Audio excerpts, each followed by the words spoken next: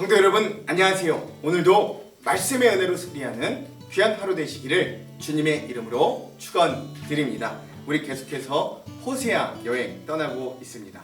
어제 내용을 잠깐 리뷰해 볼게요. 어제는 북이스라엘이 임박한 고난과 심판 두 번째 시간으로 우리가 9장을 함께 나눴습니다. 9장에서는 하나님의 사랑을 배반한 북이스라엘에 대해 하나님이 심판을 예언하시는 모습을 볼 수 있어요.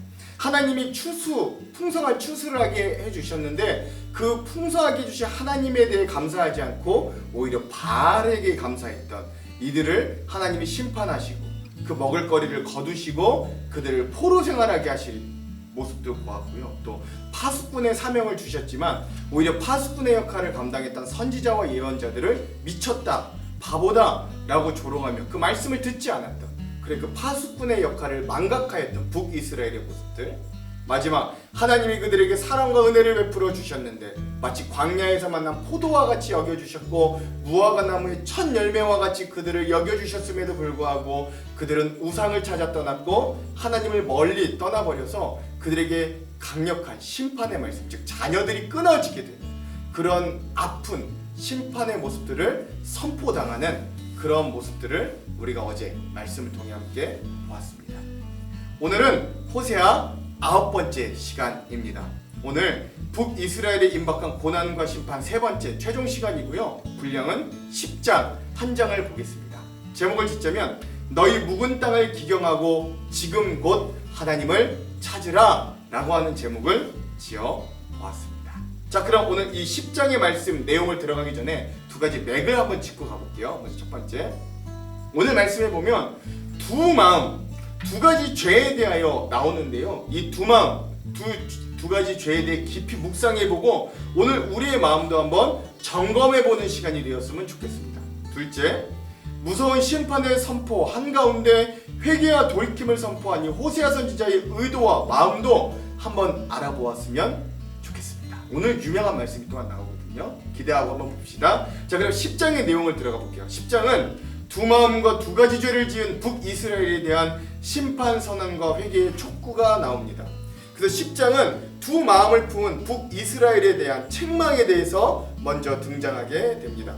자, 첫 번째, 이스라엘은 열매를 많이 맺는 포도나무와 같다. 그 백성이 열매를 많이 거둘수록, 그런데 열매를 많이 거둘수록 우상을 위한 제단이 많이 쌓인다. 땅이 아름다울수록 헛된 신을 위한 돌기둥, 제단도 주상도 많이 더 세운다 라고 이야기합니다. 둘째, 그들이 두 마음, 즉 우상, 풍요와 하나님 사이에서 혼합된 신앙을 품었으니 이제 벌을 받을 것이라. 하나님이 그 제단을 쳐서 깨뜨리시며 그 주상, 기둥을 허실 것이다. 셋째, 그때 이스라엘 백성이 후회하며 우리가 하나님을 두려워하지 않아서 지금 우리가 망하여 왕이 없다.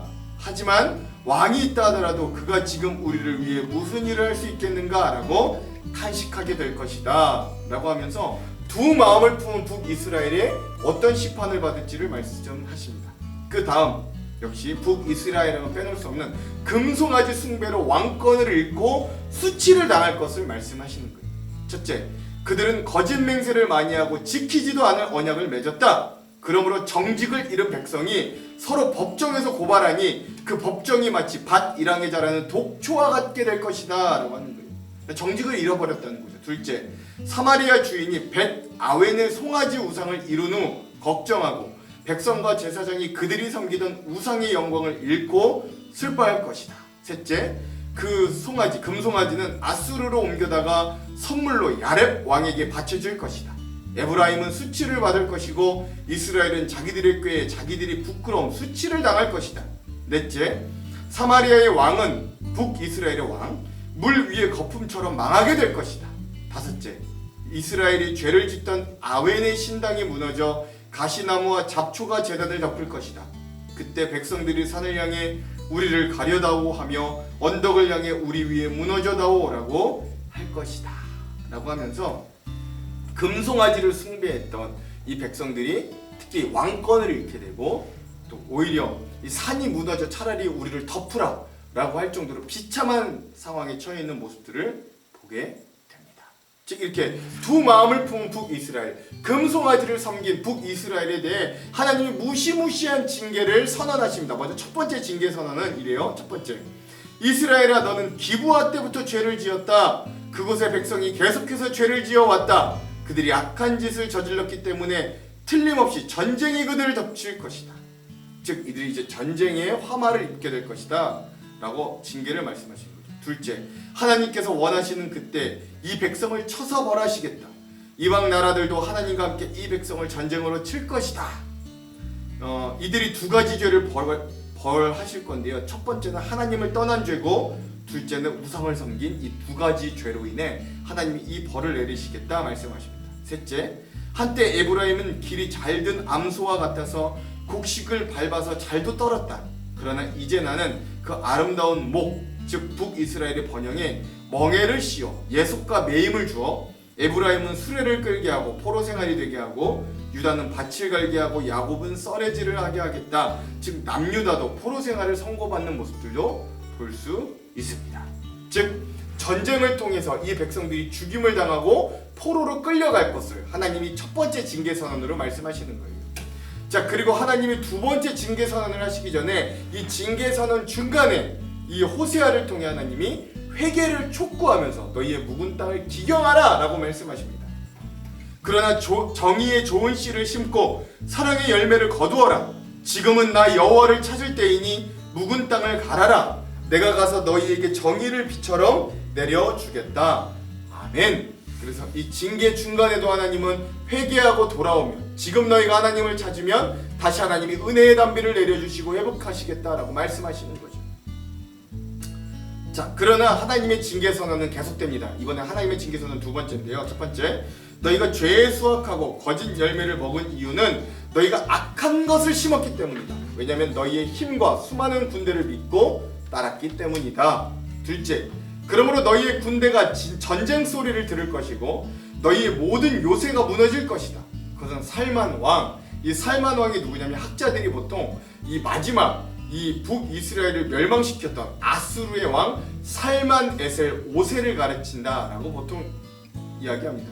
그래서 이 살만 왕이 벳 아벨을 공격하던 때와 같으며 그때의 어머니와 자녀들이 함께 죽을 것이다 라고 합니다. 셋째, 마지막 셋째, 너희의 큰 악으로 말미암아 베델 우상 숭배의 죄가 원인이 되어 이 모든 심판이 베델이 너희에게 이같이 행하리니 이스라엘 왕이 새벽 즉 하루아침에 정령 죽을 것이다 라고 하면서 이 전쟁을 통해서 이들이 왕이 죽고 또 전쟁을 통해 어머니와 자녀들이 함께 죽는 참혹함을 겪게 될 것이다. 마지막에 이렇게 징계를 선언하면서 오늘 10장의 말씀 즉 8장에서 10장까지 하나님의 고난과 심판 선포가 이렇게 마무리됨을 우리가 함께 보았습니다. 자, 그럼 오늘 이 호세아 10장의 요절을 함께 살펴볼 텐데요. 오늘 요절은 두 군데입니다. 호세아 10장 2절과 12절입니다. 한번 차례차례 읽어볼게요. 먼저 2절. 그들이 두 마음을 품었으니 이제 벌을 받을 것이라. 하나님이 그 제단을 쳐서 깨트리시며 그 주상을 허시리라. 아멘. 12절입니다. 너희가 자기를 위하여 공의를 심고 인애를 거두라. 너희 묵은 땅을 기경하라. 지금이 곧 여호와를 찾을 때니 마침내 여호와께서 오사 공의를 비처럼 너희에게 내리시리라. 아멘. 그래서 두 마음을 품은 이 북이스라엘이 하나님의 징계를 받음, 또 그러나 이 징계를 선포하는 중에서도 이 백성이 마음을 기경하고 하나님께로 돌아오면 공의와 인애를 실행하면 하나님이 그들에게 은혜의 담비를 내려주시고 회복해 주시겠다는 이 말씀을 오늘 호세아 10장의 요절로 삼아 보았습니다. 자, 그러면 오늘 이 부분에 대한 주안점 세 가지를 함께 나누고 말씀을 읽어볼게요. 첫 번째, 오늘 호세아 10장에서 호세아는 두 마음과 두 가지 죄를 품은 북이스라엘 백성들을 책망하며 시작합니다. 여기서 두 마음이란 우상과 하나님 사이에서 갈팡질팡하며 양다리를 걸치고 있는 이들의 모습을 표현한 것입니다. 그래서 북이스라엘 백성들은 평소에는 하나님께 제사도 잘 드리고 하나님을 섬기는 삶을 사는 듯 보이지만 이들이 농사를 짓고 풍요를 요망할 때 또는 성적인 쾌락을 누리고 싶을 때는 어김없이 바알에게 찾아갔던 것이죠. 그래서 이들은 두 마음을 품은 자들이었습니다. 그런데 사실 우상이라는 것이 하나님과 필적할 만한 어떤 신적인 권능과 영적인 걸 꼭 의미하는 건 아니에요. 우상이란 사실 엄밀히 이야기하자면 우리 인간의 욕망이 투영된 결과물이라고 할 수 있습니다. 마치 지금도 연예인들을 아이돌, 우상이라고 부르는 것처럼 말입니다. 그들이 막 신적 능력이 있어서 그렇게 부르는 게 아니잖아요. 우리의 어떤 욕망이 투영된 거잖아요. 그래서 우상과 하나님을 동시에 섬기는 두 마음이란 더 정확히 표현하자면 하나님과 욕망을 동시에 섬기려는 인간의 어리석은 시도다라고 할 수 있는 거예요. 그러나 오늘 말씀 그리고 성경은 분명히 두 마음으로는 하나님을 결코 제대로 섬길 수 없다고 분명히 못 박아 이야기합니다. 마태복음 6장 24절에 한 사람이 두 주인을 섬기지 못할 것이니 혹 이를 미워하고 저를 사랑하거나 혹 이를 중히 여기고 저를 경히 여김이라. 너희가 하나님과 재물을 겸하여 섬기지 못하느니라 하였습니다. 오늘 우리는 어떻습니까? 한 마음 한 길로 하나님을 오롯이 섬기고 있습니까? 아니면 여전히 우리도 두 마음을 품고 하나님 앞에 나아갑니까? 하나님만 선택하십시오. 그러면 하나님께서 우리를 책임지시고 먹이시고 입혀주실 겁니다. 마지막으로 마태복음 6장 31절에서 33절을 읽고 첫 번째 주안점을 마무리할게요. 그러므로 염려하여 이르기를 무엇을 먹을까 무엇을 마실까 무엇을 입을까 하지 말라. 이는 다 이방인들이 구하는 것이라. 너희 하늘 아버지께서 이 모든 것이 너희에게 있어야 할 줄 아시느니라. 그런즉 너희는 먼저 그의 나라와 그의 의를 구하라. 그리하면 이 모든 것을 너희에게 더하시리라. 아멘. 자, 두 번째, 오늘 우리가 읽을 호세아 10장에서는 북이스라엘의 잘못된 첫 단추인 금송아지에 대한 심판이 다시 한번 등장합니다. 우리가 전에도 한번 보았죠. 전에도 말씀드렸듯이 북이스라엘의 금송아지는 남유다에 있는 예루살렘 성전을 향해 예배하러 가는 백성들을 막고, 남유다에 언약궤가 있다면 북이스라엘에는 그에 필적할 금송아지가 있다고 백성들을 호도하며 왕권과 나라의 안녕을 구하였던 헛된 방편이 바로 금송아지였습니다. 즉 왕권을 유지하기 위해 금송아지를 만들고 그 금송아지 우상을 처음부터 섬기도록 만든 것이죠. 그런데 오늘 말씀은 그러한 금송아지 때문에 왕권이 끊어지고 수치를 당할 거라고 말씀하십니다. 아이러니하죠. 오늘 말씀의 5절과 7절은 이렇게 말씀해요. 사마리아 주민이 벳아웬의 송아지로 말미암아 두려워할 것이라. 그 백성이 슬퍼하며 그것을 기뻐하던 제사장들도 슬퍼하리니 이는 그의 영광이 떠나감이며. 5절이었고요. 7절 사마리아 왕은 물 위에 있는 거품같이 멸망할 것이며. 아멘. 그렇습니다. 즉 왕권을 유지하고 강화하기 위해 만들었던 금송아지 우상 덕분에 결국 북이스라엘의 왕은 끊어짐과 멸망을 당하게 되었다라는 거예요. 즉 인간이 자신을 지키려고 더 견고하게 세우기 위해 하나님 없이 노력하는 모든 것들은 결국 바람에 날리는 겨와 같다라는 걸 알 수 있죠. 그리고 사람의 지혜보다 더 뛰어나신 지혜의 하나님, 우리의 능력 위에 능력으로 계시는 전능한 하나님은 우리가 하나님보다 의지하고도 사랑했던 그 우상들을 다시 사용하셔서 우리가 징벌을 받고 매를 맞게 하는데 그것들을 그대로 다시 사용하신다라는 거예요. 그러니 당장 우리의 삶에 또 다른 금송아지를 여러분, 그것이 만약에 있는 것 같다면 얼른 버리십시오. 그것이 우리의 삶을 구원해주지 못합니다. 당장은 좀 불안해 보여도 보이지 않는 하나님을 한번 끝까지 의지해 보시기를 소망합니다. 그럼 하나님은 분명 그 시간들과 우리의 믿음을 들어 빠르고 편하지는 않을지라도 우리의 삶이 안전하고 복된 길로 가도록 인도해 주심을 믿는 이 말씀 여행 되기를, 그걸 발견할 수 있는 말씀 여행 되기를 간절히 소망합니다. 마지막 세 번째, 오늘 말씀은 처절한 심판의 메시지가 등장합니다. 먼저 하나님을 떠나고 우상을 섬긴 이 두 가지 죄를 지었던 북이스라엘이 결국 포로처럼 끌려갈 것을 선포하시고, 이후에는 아수르 군대에 의해 전쟁을 통해 처참하게 짓밟혀서 어미와 자식이 동시에 죽는 끔찍한 모습을 보게 될 거라고 선포하시기도 합니다. 그런데 놀라운 건 그런 엄중한 심판의 선언 한중간에 하나님께 회개하고 돌이키라는 놀라운 선포가 숨어있다라는 거예요. 그것이 12절의 말씀입니다. 한번 읽어볼게요. 너희가 자기를 위하여 공의를 심고 인애를 거두라. 너희 묵은 땅을 기경하라. 지금 이곳 여호와를 찾을 때니 마침내 여호와께서 오사 공의를 비처럼 너희에게 내리시리라. 아멘. 즉 하나님께서는 북이스라엘 백성들에게 곡식에 씨를 심고 열매를 거두는 것보다도 더 중요한 게 있다. 그것은 공의를 심고 인애를 거두는 거라고 말씀하십니다. 공의를 심는다는 건 하나님을 하나님으로 섬기는 걸 의미해요.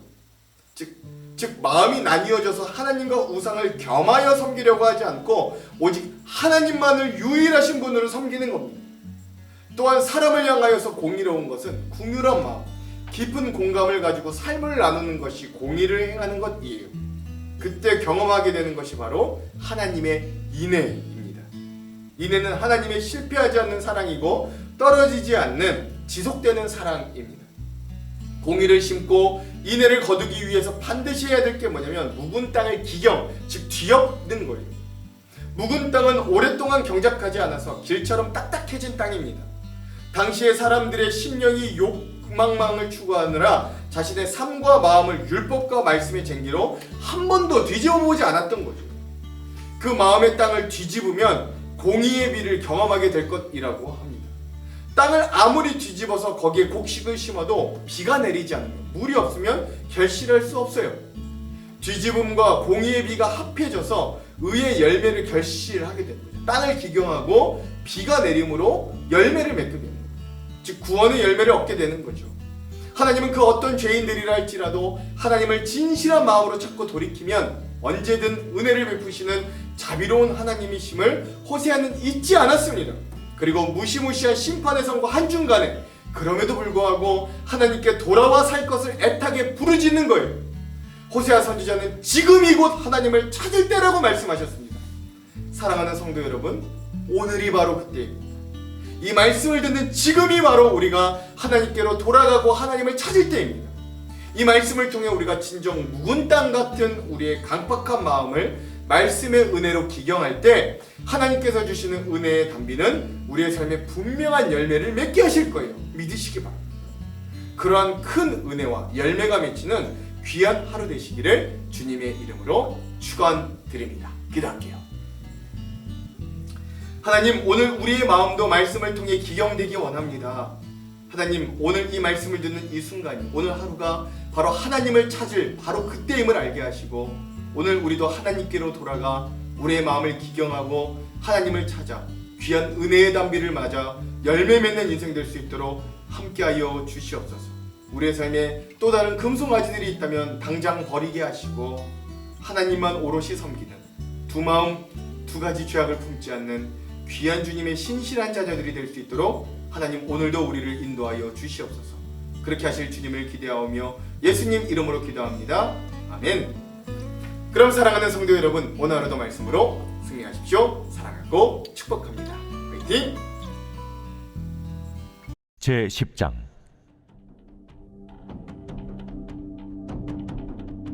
이스라엘은 열매 맺는 무성한 포도나무라. 그 열매가 많을수록 제단을 많게 하며 그 땅이 번영할수록 주상을 아름답게 하도다. 그들이 두 마음을 품었으니 이제 벌을 받을 것이라. 하나님이 그 제단을 쳐서 깨뜨리시며 그 주상을 허시리라. 그들이 이제 이르기를 우리가 여호와를 두려워하지 아니하므로 우리에게 왕이 없거니와 왕이 우리를 위하여 무엇을 하리요 하리로다. 그들이 헛된 말을 내며 거짓 맹세로 언약을 세우니 그 재판이 반일하게 돋는 독초 같으리로다. 사마리아 주민이 베다벤의 송아지로 말미암아 두려워할 것이라. 그 백성이 슬퍼하며 그것을 기뻐하던 제사장들도 슬퍼하리니 이는 그의 영광이 떠나감이며 그 송아지는 아수르로 옮겨다가 예물로 야레방에게 드리리니 에브라임은 수치를 받을 것이요 이스라엘은 자기들의 계책을 부끄러워할 것이며 사마리아 왕은 물 위에 있는 거품같이 멸망할 것이며 이스라엘의 죄 곧 아웬의 산당은 파괴되어 가시와 찔레가 그 제단 위에 날 것이니 그때 그들이 산더러 우리를 가리라 할 것이요 작은 산더러 우리 위에 무너지라 하리라.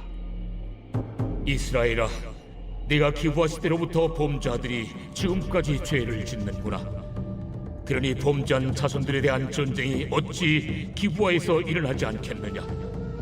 내가 원하는 때에 그들을 징계하리니 그들이 두 가지 죄에 걸릴 때 만민이 모여서 그들을 치리라. 에브라임은 마치 길들인 암소 같아서 곡식 밟기를 좋아하나 내가 그의 아름다운 목에 멍에를 메우고 에브라임 위에 사람을 태우리니 유다가 밭을 갈고 야곱이 흙덩이를 깨뜨리리라. 너희가 자기를 위하여 공의를 심고 인애를 거두라. 너희 묵은 땅을 기경하라. 지금이 곧 여호와를 찾을 때니 마침내 여호와께서 오사 공의를 비처럼 너희에게 내리시리라. 너희는 악을 밭갈아 죄를 거두고 거짓 열매를 먹었나니 이는 내가 내 길과 내 용사의 많음을 의뢰하였습니다. 그러므로 너희 백성 중에 요란함이 일어나며 내 산성들이 다 무너지되 살만이 전쟁의 날에 베다벨을 무너뜨린 것 같이 될 것이라.